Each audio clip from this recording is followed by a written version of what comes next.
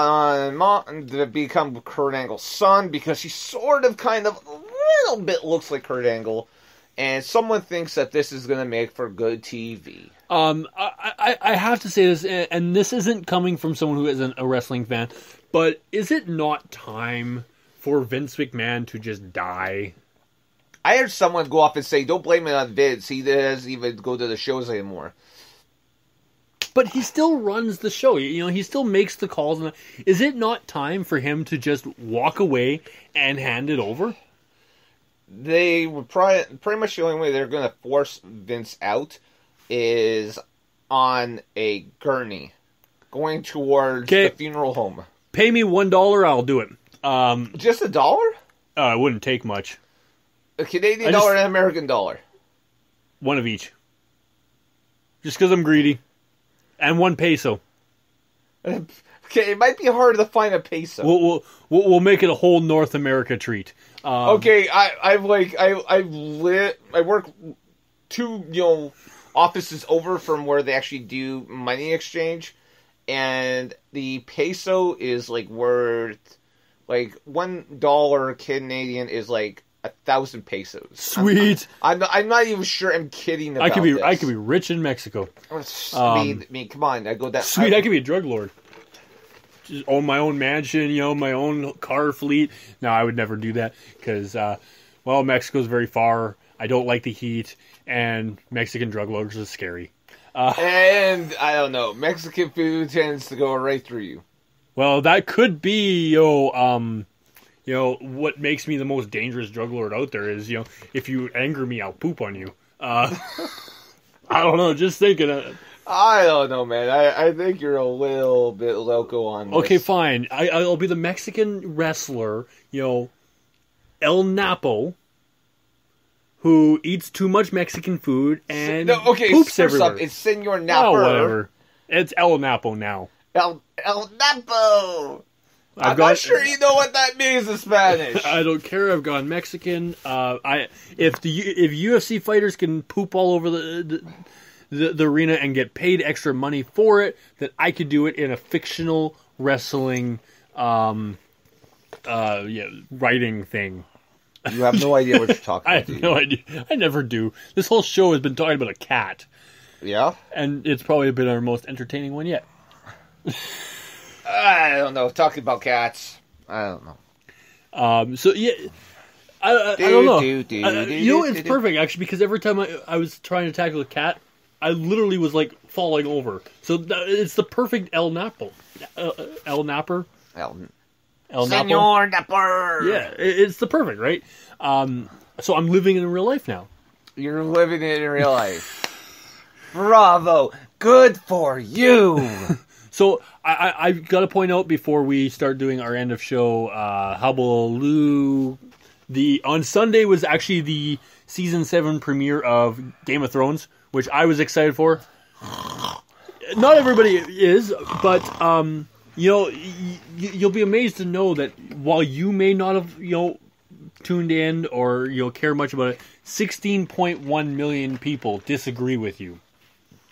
Which sets an HBO record for the most for a season premiere. Actually beat the previous watched episode, which was actually the season finale of the last season.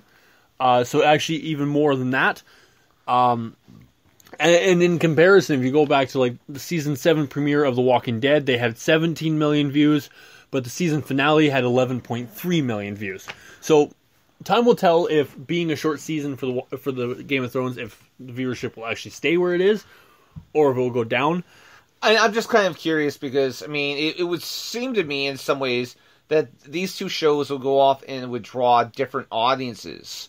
Because, not everyone who's going to go off and be a fan of, something from the horror genre, The Walking Dead would be interested in watching a sci-fi fantasy / soft porn show like The Walking Dead. Game of Thrones. Game of Thrones. I do have to disagree with the whole sci-fi thing because nothing about it is sci-fi. It is okay. Well, it's strictly fantasy. It's fantasy, and you'd be surprised how many people actually will literally tune in to both seasons, both series. Usually, they actually air pretty close to each other, and this is the first time. The last episode of the Game of Thrones was actually back on June 26th of last year. And usually it airs in the springtime, so this is actually the longest between episodes. And I do like, the fact that we were talking about The Walking Dead. We do have to pay some respects to George A. Romero. I'm actually surprised we didn't bring this up at the beginning of the show. That actually, it's that I guess that's sort of is a bit.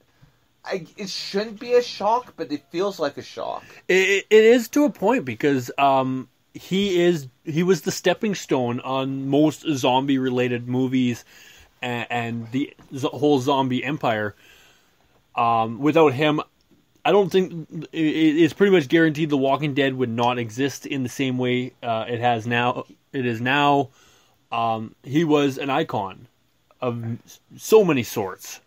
Well, definitely. I mean, he is one of the fathers of the zombie genre. I mean, zombie movies have been father around. and grandfather. Father and grandfather. He has been around. I mean, he wasn't necessarily the person who went off and created this genre. We're talking about a genre that's been around for the better part of 50, 60 years now. But he is who made it what it is today. Exactly. I mean, he did. I mean, I'm not big into horror movies, but I mean, the name, Romero, speaks volumes to me. I mean, if you don't have to know what movies he's done.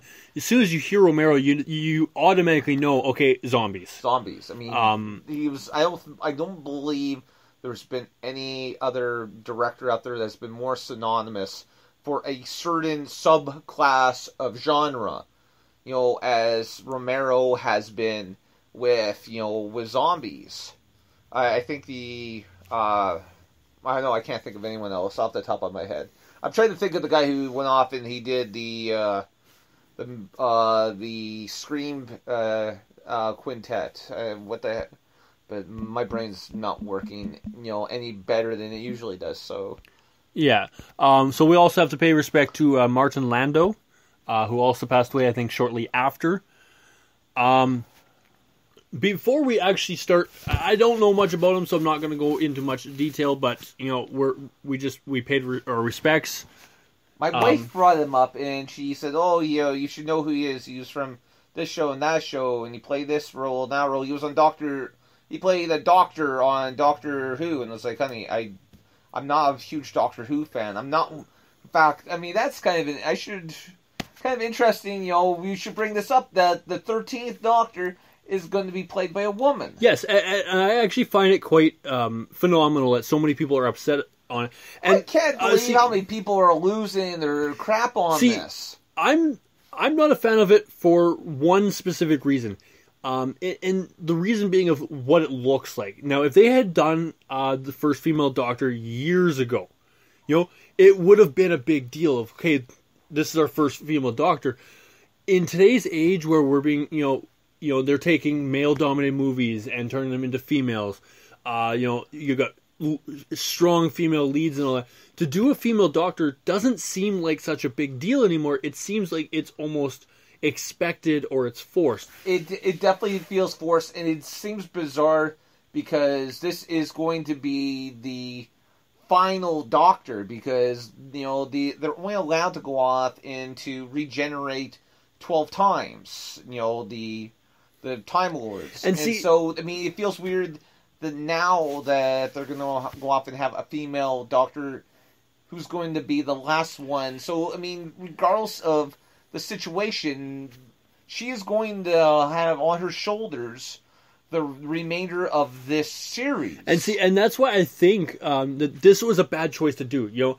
Not to have a female Doctor. I'm really glad they did. And all, but having her as the last one, I think, was a bad idea, because now, whether or not the rest of the season or the rest of the series progresses in a way that we enjoy, she is going to be going down synonymously with it. So if it fails, she fails. And not necessarily because of her acting or who she is, but just because of that whole thing. So if they had done, 2 or 3 doctors beforehand of doing the female doctor, and throwing out there before anyone ever once thought of all this, I would have enjoyed it more. Now I just feel like they've jumped on this bandwagon, and it's not something that they've actually planned for or anything. I think it's just forced, and I don't like that aspect of it. Well, no, I don't necessarily either. So I'm just, this sort of reminds me though a little bit of Sylvester McCoy, who played the 7th Doctor. I had to quickly look it up because I couldn't remember his last name. From the original series of Doctor Who. I mean, it had literally been on the air since like the middle of the 1950s until the early 1990s, and Sylvester McCoy was the 7th Doctor, and the show got canceled originally, and with him on there, so he always kind of had that thing on him. Says, well, he went off and he killed the Doctor Who series, and so it kind of, I mean, it really does. It feels like you said. I mean, the remainder of the series is going to be based on her. So, it'll be interesting to see how many series they have. I mean, season series. I mean, depending on what you want to call it, on each side of the pond. But I mean, so I guess I admit I'm not a huge Doctor Who fan. I really, I kind of was, first a little bit with Matt Smith and David Tennant, who played the 10th Doctor, who was my favorite, but anything after that just started to feel really cheesy and forced. It was. I liked him because he was.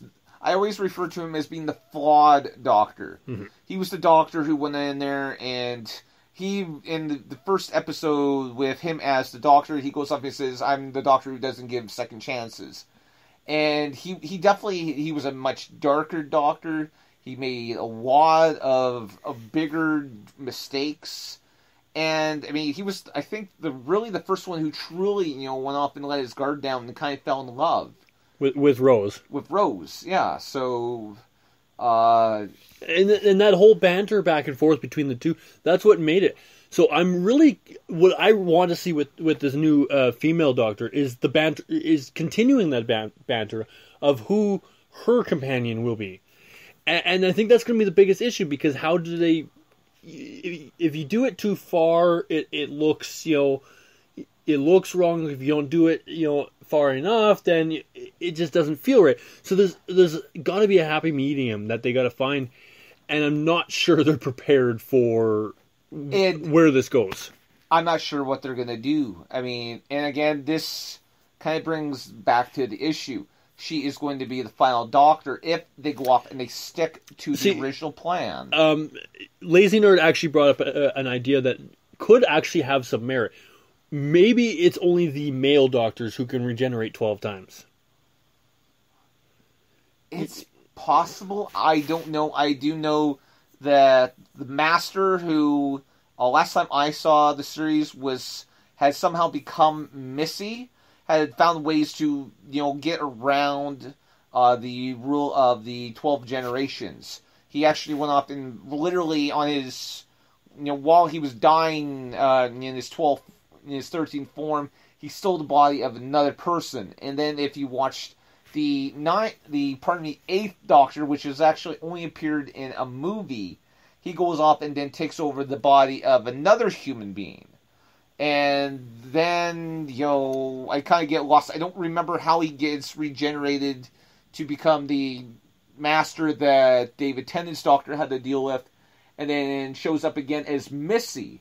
So, I mean, if you count that, I mean, if you go with that, the Master Missy has went off and had at least 16 or 17 lives. So it is possible they continue it, or they're using this as a way to kill it off.